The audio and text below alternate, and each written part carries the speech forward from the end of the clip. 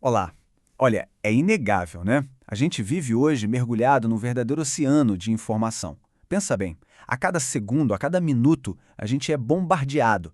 É notícia no WhatsApp, é artigo em portal, é post em rede social, sem falar na quantidade absurda de livros digitais que estão ali a um clique de distância. Só que, no meio dessa avalanche toda, tem uma pergunta super antiga, feita lá no livro de Atos há quase 2000 anos, que parece que foi feita pra gente, hoje. A pergunta é simples e direta. Você entende o que está lendo? E essa é a questão central que todos nós enfrentamos. Diariamente a gente consome palavras, né? Mas será que a gente está extraindo sabedoria disso? A gente passa o olho correndo na tela do celular, nas páginas de um livro, mas será que a gente está de fato entendendo as nuances de um debate político, a profundidade de um argumento científico ou a beleza de um poema? A verdade, e é uma verdade um pouco dura, é que a nossa capacidade de ler por cima, de ler superficialmente, nunca foi tão alta. Mas a habilidade de ler de verdade, de ler profundamente, essa talvez nunca tenha estado tão em risco.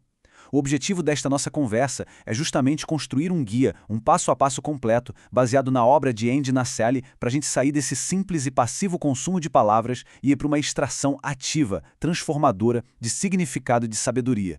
E eu quero deixar uma coisa bem clara desde o começo. Isso aqui não é sobre leitura rápida, não é sobre hacks de produtividade para ler mais livros em menos tempo. É exatamente o contrário. É sobre a arte da leitura profunda, é sobre a disciplina de dialogar com um texto, de lutar com as ideias dele, e no final do processo sair transformado por esse encontro. É de verdade uma jornada para a gente resgatar uma arte que está se perdendo. Então vamos mergulhar de cabeça nisso. Bom, então aqui está o nosso roteiro, o mapa que vai guiar a nossa exploração. A gente vai passar por 6 sessões. Pensa nelas como degraus de uma escada. Cada uma se constrói sobre a anterior. E a ideia é que ao final a gente chega a um domínio muito maior dessa arte de ler. A gente vai começar pelo alicerce, a base de tudo, e vamos subindo, passo a passo, até chegar no propósito final que de fato coroa todo esse esforço. Então se prepare para uma jornada que eu prometo tem o potencial de transformar para sempre a sua relação com os livros e com a leitura. Vamos começar então pela seção 1, a base de tudo. Sabe, aprender a ler com habilidade, como o Naselli nos mostra, é muito, mas muito parecido com aprender a tocar um instrumento musical. Ele até conta a própria história de quando começou a aprender violão. No início é tudo meio desajeitado, né? É mecânico, é frustrante, você tem que pensar na pressão certa dos dedos nos trastes, na posição exata para formar um acorde limpo, as transições entre os acordes soam todas truncadas. É um processo de focar em cada pecinha, em cada componente individual. Ninguém pega um violão pela primeira vez e sai tocando uma sinfonia, certo? Mas aí, com prática, prática diária, persistente, deliberada, esses componentes começam a se integrar. O que era mecânico vira fluido. O que era super consciente que você precisava pensar para fazer vira intuitivo. E o que era só técnica, de repente se transforma em algo expressivo, em música. A leitura habilidosa segue exatamente o mesmo caminho. E o primeiro e mais fundamental desses componentes, a base sobre a qual toda a melodia do entendimento é construída, é a nossa primeira diretriz. Leia cuidadosamente. Esse é o nosso primeiro acorde. É o mais importante de todos. É aquele do qual todos os outros vão depender. A palavra técnica para essa leitura cuidadosa é exegese. Eu sei, pode soar acadêmico, até meio intimidador, mas o conceito por trás dela é simples, poderoso e muito prático. Exegese é a arte de extrair o significado de dentro do texto, em vez de injetar nele as nossas próprias ideias, os nossos preconceitos, as nossas opiniões. É, no fundo, a disciplina de ouvir antes de falar. E para a gente entender a exegese na sua totalidade, vamos quebrar ela em 5 partes cruciais que mostram toda a sua riqueza, o seu objetivo, a sua razão, os seus meios, o seu método e, por fim, a sua necessidade. Primeiro, qual é o objetivo? O objetivo da leitura cuidadosa é um e apenas um: entender o que o autor quis dizer. O Naselli nos dá uma analogia que eu acho perfeita e muito memorável. Imagina uma jovem apaixonada lendo uma carta de amor do noivo dela. Como é que ela lê essa carta? Com certeza ela não passa os olhos rapidamente. Ela lê com o máximo cuidado. Cada palavra é pesada, cada frase é saboreada. Ela vai reler parágrafos para tentar captar o tom exato. Ela não está tentando encontrar significados ocultos que ela mesma inventou para se sentir melhor. Ela quer desesperadamente entender o coração e a mente de quem escreveu, a intenção por trás de cada vírgula, de cada escolha de palavra. É exatamente assim que a gente deveria abordar um texto, com esse desejo sincero de compreender a intenção do autor, com a mesma paixão e o mesmo respeito. E essa citação do D.A. Carson, que está aqui no slide, é um verdadeiro farol. Ela nos protege de uma armadilha muito comum que os especialistas chamam de falácia intencional. O que é isso? É a gente tentar bancar o psicólogo amador, sabe? Tentar adivinhar o que o autor estava pensando enquanto tomava o café da manhã no dia em que escreveu aquilo. O nosso foco não é a biografia especulativa. O nosso foco é o texto, ponto. O autor, de forma deliberada, expressou a sua intenção através das palavras que ele escolheu e da forma como ele organizou essas palavras. Portanto, nosso trabalho como leitores é descobrir o significado que está ali, depositado no texto, e não criar um significado que a gente acha que deveria estar lá, baseado nas nossas próprias preferências. Em outras palavras, o significado é descoberto, não inventado. E isso nos leva, em segundo lugar, à razão para a gente ler cuidadosamente. E essa razão é profundamente ética. É uma aplicação direta daquele mandamento amarás o teu próximo como a ti mesmo. Quando a gente vê a obra de alguém, esse autor é o nosso próximo. E amá-lo, nesse contexto, significa tratá-lo com o respeito intelectual que a gente gostaria de receber. Significa não distorcer as palavras dele para que elas se encaixem na nossa agenda. Significa não colocar palavras na boca dele. Significa não criar um espantalho do argumento dele só para a gente poder atacar mais facilmente. É uma questão de honestidade intelectual e, em última análise, de respeito humano. Em terceiro lugar, quais são os meios da leitura cuidadosa? Como é que a gente alcança essa compreensão profunda? A resposta está numa anedota famosa e muito poderosa do século XIX, sobre o professor Luiz Agassiz e um aluno dele. O professor deu ao aluno um peixe, preservado em álcool e uma única instrução, bem simples: olhe para o peixe. Depois de uns 10 minutos, o aluno, todo confiante, achou que já tinha visto tudo o que tinha para ver, mas o professor mandou ele continuar olhando, por horas, e depois por 3 longos e frustrantes dias. O aluno olhou, tocou, desenhou o peixe de todos os ângulos possíveis. E a cada nova observação, a cada hora que passava, ele descobria detalhes que ele jamais tinha notado antes. A disposição assimétrica das escamas, a estrutura supercomplexa das barbatanas, a forma única da mandíbula. A lição aqui é transformadora. Para a gente ver o que realmente está lá, seja num texto complexo ou num simples peixe, é preciso olhar, olhar e olhar de novo. É um ato de observação persistente, paciente e profunda. Em quarto lugar, o método. A leitura cuidadosa é ativa, não é passiva. Ler não é como sentar no sofá e assistir a um filme de forma relaxada, deixando a história nos levar. É um engajamento, um interrogatório do texto, um diálogo. E o primeiro passo nesse método ativo é um dos mais cruciais: identificar o gênero literário. A gente faz isso intuitivamente todos os dias com a nossa correspondência, né? A gente separa as contas das cartas pessoais e lê cada uma de uma forma diferente. Da mesma forma, um romance de Machado de Assis não é lido com as mesmas ferramentas de uma decisão do Supremo Tribunal Federal. Reconhecer o gênero como categorizado aqui por Ginny Vades ajusta as nossas expectativas e as nossas ferramentas de análise. E para a não ficção, que é o nosso foco principal aqui, a tarefa primordial, a mais importante, é rastrear como o autor constrói o seu argumento. É preciso entender o fluxo do argumento, a arquitetura lógica que sustenta todo o edifício daquele texto. E, finalmente, em quinto lugar, a necessidade da leitura cuidadosa. Por que ela é tão indispensável, tão fundamental assim? O teólogo John Piper nos oferece uma imagem muito útil, uma pirâmide de hábitos mentais e do coração que toda boa educação deveria cultivar na gente.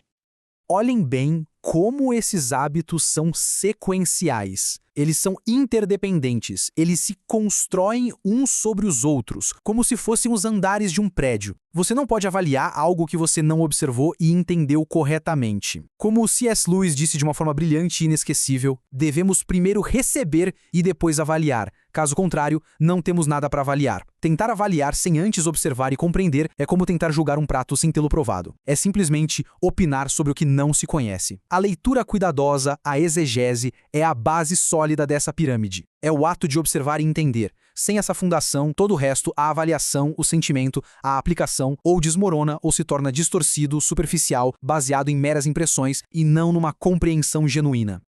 Então, para a gente resumir esta primeira e fundamental sessão, a jornada para a leitura habilidosa começa com a leitura cuidadosa, ou exegese. O objetivo dela é a intenção do autor, não a nossa. A razão dela é ética, tratando o autor com respeito. O meio para chegar lá é a observação profunda e paciente, como a do estudante com o peixe. E a necessidade dela é ser o alicerce indispensável para todo pensamento de nível superior. Com essa base agora firmemente estabelecida, a gente pode começar a construir sobre ela e aprender as ferramentas práticas para colocar tudo isso em ação. Vamos em frente.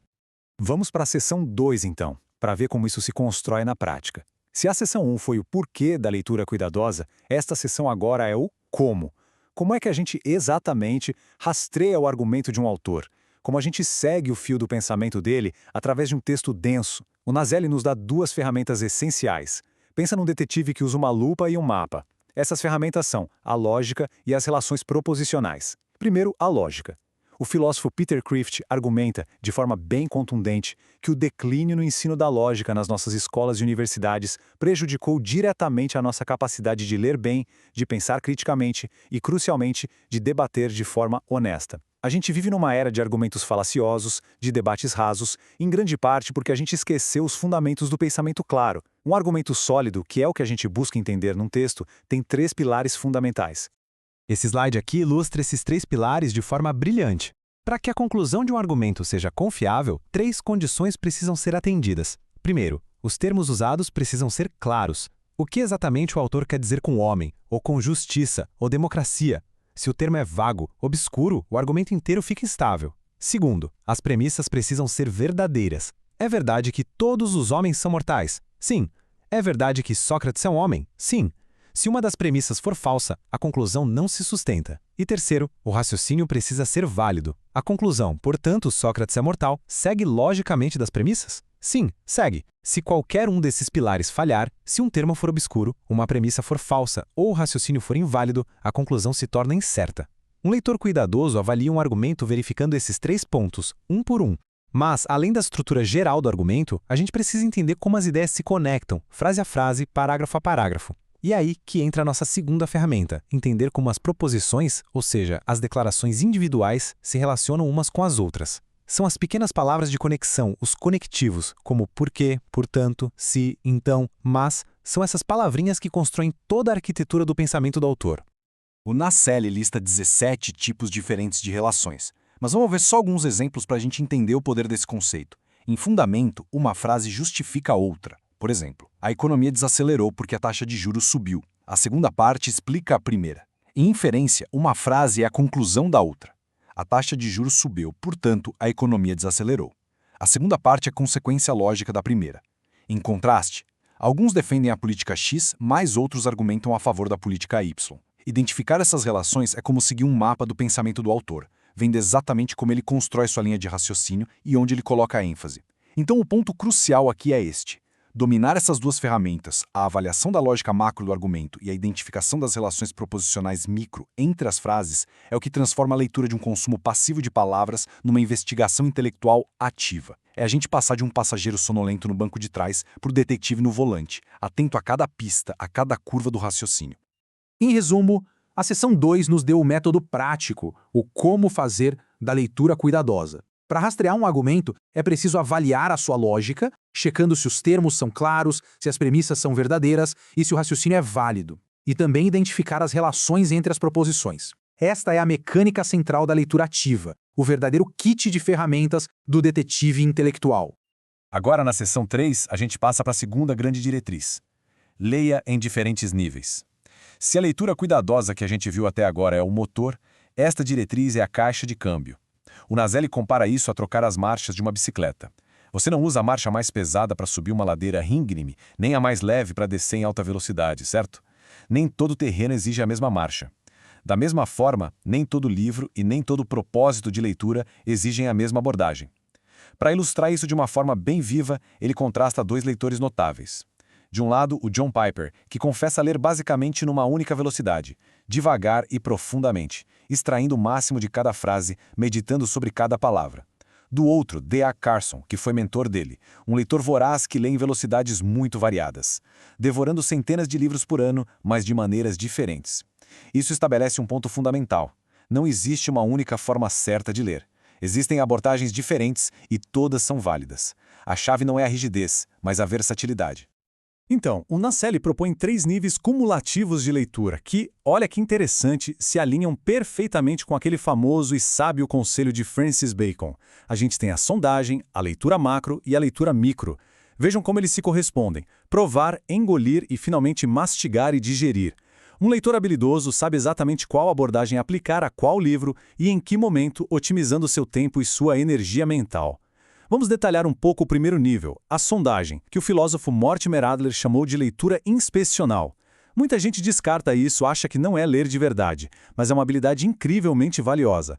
O Naselli nos dá 5 boas razões para isso. Primeiro, ajuda a gente a avaliar rapidamente se um livro é relevante para os nossos interesses. Segundo, ajuda a decidir se vale a pena comprar ou pegar emprestado. Terceiro, nos prepara para uma leitura mais profunda de um texto desafiador, porque cria um mapa mental prévio. Quarto, ajuda a gente a decidir se deve parar de ler um livro que não está valendo a pena, economizando nosso tempo precioso. E quinto, ajuda a catalogar mentalmente livros para leituras futuras. Mas na prática, como se faz uma sondagem? Pensa num raio-x do livro, um reconhecimento do terreno. Você examina a capa, a contracapa, as orelhas. Você lê o índice com muita atenção porque o índice é o esqueleto do argumento do autor. Você lê a introdução e a conclusão, que é onde o autor geralmente declara sua tese e resume seus achados. Depois, você folheia as páginas lendo um parágrafo aqui, outro ali, especialmente no começo e no fim dos capítulos. E enquanto faz isso, você se faz perguntas-chave. Quem é esse autor? Qual a credibilidade dele? Qual é a tese principal do livro? Qual a estrutura do argumento? Qual a visão de mundo que está por baixo de tudo isso? Em 15, 30 minutos, você consegue ter um mapa muito claro do que o livro oferece e isso te permite tomar uma decisão informada sobre como proceder. O segundo nível, a leitura macro, é quando você lê cada palavra, mas de forma rápida, focando no fluxo geral do argumento, na imagem completa. É como fazer um tour de ônibus por uma cidade. Você vê os principais pontos turísticos, mas sem parar em cada um. Já o terceiro nível, a leitura micro, aí sim é um mergulho mais profundo. É a leitura analítica, onde cada frase, cada palavra pode ser examinada. É de fato o mastigar e digerir. A leitura micro é um diálogo ativo com o texto. Não é uma recepção passiva. É uma conversa. Aqui você usa um lápis, uma caneta, você sublinha frases-chave, circula palavras importantes, escreve nas margens. Isso é brilhante, ou não concordo por causa disso e daquilo, ou como isso aqui se conecta com a ideia do capítulo 2. É nesse nível que a verdadeira transformação acontece, onde o conhecimento começa a se tornar parte de nós. E aqui que aquela citação do John Piper faz todo sentido. São as frases que mudam minha vida, não os livros. Por que ele diz isso? Porque uma única frase, encontrada através de uma leitura micro, cuidadosa, pode conter o poder de uma revelação, uma epifania, que reorganiza todo o nosso pensamento e ilumina a nossa compreensão de mundo. Então, o resumo desta sessão é sobre versatilidade. Um leitor habilidoso tem uma caixa de ferramentas com 3 engrenagens diferentes. A sondagem, para uma avaliação rápida, a leitura macro, para ter uma visão geral, e a leitura micro, para fazer uma análise profunda e rigorosa. Saber quando e como usar cada uma delas é o que nos permite navegar por esse vasto mundo dos livros com eficiência e com profundidade, adaptando a nossa abordagem a cada desafio intelectual que a gente encontra. Na seção 4, o nosso foco se expande. A gente deixa de olhar para um único livro e começa a ver como os livros conversam entre si, como as ideias se conectam através do tempo e do espaço, formando uma grande tapeçaria de conhecimento humano. Esta seção cobre 2 diretrizes que se complementam: ler sistematicamente e ler repetidamente. E é aqui que o conhecimento começa a se transformar em sabedoria de verdade. A terceira diretriz é a leitura sistemática. O Mortimer Adler, de novo ele, chamou isso de leitura sintópica. Aqui não se trata mais de ler um livro isoladamente. A ideia é ler vários livros sobre o mesmo tópico, colocando eles num diálogo, numa grande conversa intelectual. O objetivo é construir um entendimento que seja abrangente, multifacetado de um campo do conhecimento, transcendendo a perspectiva de um único autor. E como é que a gente faz isso na prática? Bom, o processo tem 4 passos bem definidos. O primeiro, claro, é analisar. Você vai pegar cada livro e vai ler cuidadosamente, usando todas as técnicas que a gente já conversou. O segundo passo é diversificar. Isso aqui é crucial. Não adianta ler 5 livros que dizem a mesma coisa. A ideia é buscar perspectivas diferentes, autores com visões de mundo distintas, talvez até de épocas diferentes sobre o mesmo assunto. Você quer o debate. Aí vem o terceiro passo, que é comparar. Agora você não é mais só um leitor. Você se torna um moderador de um grande debate intelectual. Você começa a mapear. Ok, onde esses autores concordam?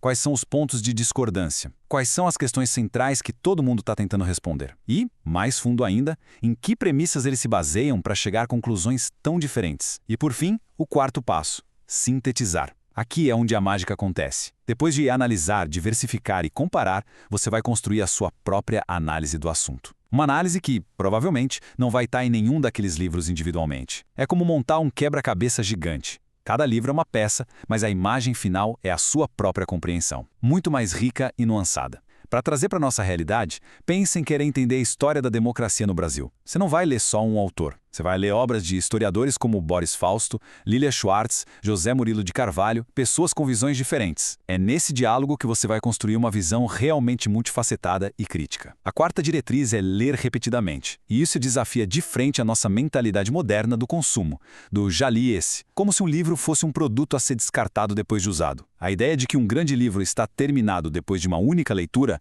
é, para o Nasely e outros grandes leitores, um profundo engano. Essa citação do C.S. Lewis é a chave de tudo. Ele argumenta que reler não é um sinal de falta de novidade, mas sim a marca do verdadeiro leitor. E por quê? A resposta é simples e ao mesmo tempo profunda. Porque nós mudamos. O livro continua o mesmo, mas a pessoa que o lê aos 18 anos não é a mesma que vai lê-lo aos 40. Novas experiências de vida, novo conhecimento, maior maturidade, tudo isso nos permite ver camadas de significado que eram completamente invisíveis para nós antes. A releitura não é uma repetição, é sempre uma nova descoberta. E o Nasely dá um exemplo que eu acho fantástico para ilustrar isso: a série Harry Potter. Na primeira vez que ele e a esposa leram, eles estavam completamente imersos na trama, ansiosos para saber o que ia acontecer. Foi uma leitura emocionante, focada no suspense.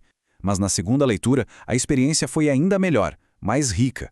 Como eles já sabiam o final, eles puderam apreciar a arte da J.K. Rowling. Começaram a notar as pistas, os foreshadowings, os temas recorrentes sobre amor, sacrifício, morte, as trajetórias temáticas que se estendiam do primeiro ao 7º livro. A releitura permitiu que eles admirassem a arquitetura da história, não apenas a fachada.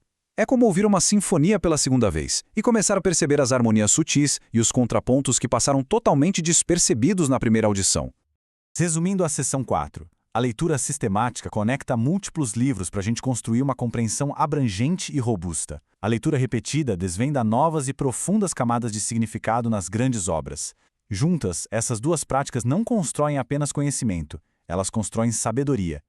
E essa é a diferença fundamental entre simplesmente coletar fatos soltos e tecer uma verdadeira tapeçaria de entendimento, rica em cores, texturas e significado. Chegamos à seção 5. E aqui o nosso foco muda um pouco. A gente sai das técnicas e vai para as condições. Porque, vamos combinar, todas as habilidades do mundo são inúteis se o ambiente não for propício. E quando o Nasely fala em ambiente, ele se refere a duas dimensões que são cruciais e andam juntas. O ambiente externo, que exige foco, e o ambiente interno, que exige a postura correta do coração. Vamos começar com o ambiente externo. A quinta diretriz é direta, reta e muito desafiadora para os nossos tempos. Leia sem distrações. E o principal vilão da nossa era, o grande inimigo da leitura profunda é, sem a menor sombra de dúvida, a tecnologia digital. Nossos smartphones, tablets, computadores são, por design, máquinas de interrupção. Eles foram projetados para capturar e monetizar a nossa atenção a qualquer custo. Essa pergunta é provocativa, mas ela nos atinge em cheio, não é? A capacidade de se concentrar em uma única tarefa por um período prolongado, que o autor Cal Newport chama de trabalho profundo, ou deep work, está se tornando cada vez mais rara. É quase um superpoder na nossa economia da atenção. Nossos cérebros estão sendo sistematicamente treinados para a distração, para aquele desejo constante por novas informações, novas curtidas, novas mensagens. A leitura profunda exige exatamente o oposto. Foco sustentado, silêncio mental, a capacidade de se perder no mundo de ideias sem ser puxado de volta para a realidade a cada poucos segundos. Então, como é que a gente cria esse santuário externo para o pensamento? O Nasely oferece 4 sugestões práticas e muito poderosas. Primeira, desligue as notificações. Todas elas. Ele brinca que a única exceção que ele faz é para chamadas da esposa dele. Segunda, pare de verificar e-mail e redes sociais a cada 5 minutos. Em vez disso, agende blocos de tempo específicos para isso, como se fosse uma reunião. Terceira, agende blocos de tempo para a leitura, tratando esse compromisso com a mesma seriedade de um compromisso profissional. E quarta, cultive ativamente o gosto pela leitura. Troque uma hora de rolagem passiva e sem sentido nas redes sociais por uma hora com um bom livro. É um treinamento, uma disciplina que fortalece o músculo da atenção.